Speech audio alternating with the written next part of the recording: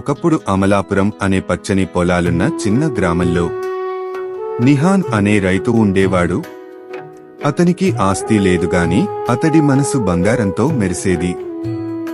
సంవత్సరాలుగా పంటలు పండించిన నిహాన్ ఈసారి ఆకాశం సహాయం చేయలేదని ఆందోళన చెందాడు. అతని అమ్మమ్మ ఫైరోజా ఎప్పటిలాగే అతనికి ధైర్యం ఇచ్చింది. ఓ బాబూ, నీ మనసు మంచిదే. ఆ దేవుడు నిన్ను వదిలిపెట్టడు. ఒకరోజు అడవిలోకి కట్టెలు తీయడానికి వెళ్లిన నిహాన్ అనుకోకుండా ఒక వింత వృక్షాన్ని చూశాడు. అది మాయా చెట్టు. నిహాన్, నీ నిజాయితీ నా గుండెను తాకింది. నీకు ఒక కోరిక కోరే అవకాశం ఇస్తాను. ఏం కావాలో కోరుకో. బంగారం, భూమి, అధికారం నాకు అవసరం లేదు. నా గ్రామానికి వర్షం కావాలి. అందరూ ఆనందంగా ఉండాలి. మరుసటి రోజు మేఘాలు ఆకాశాన్ని కప్పేశాయి. ఓ మధురమైన వర్షం కురిసింది.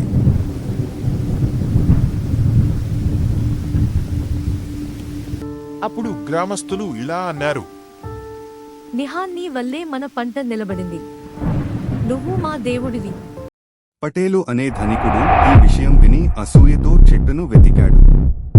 అప్పుడు పటేలు ఇలా అన్నారు, వాడు వర్షం అడిగాడు, నేనైతే బంగారం అడుగుతాను. లోభానికి దేవుడే దూరంగా ఉంటాడు.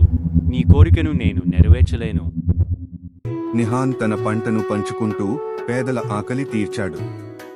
అతడి పేరు ప్రతి ఇంట్లో వినిపించసాగింది. అప్పుడు నిహాన్ ఇలా అన్నారు, ఇది నా ఫలితం కాదు, ఇది మనమందరం కలిసి పండించిన పంట.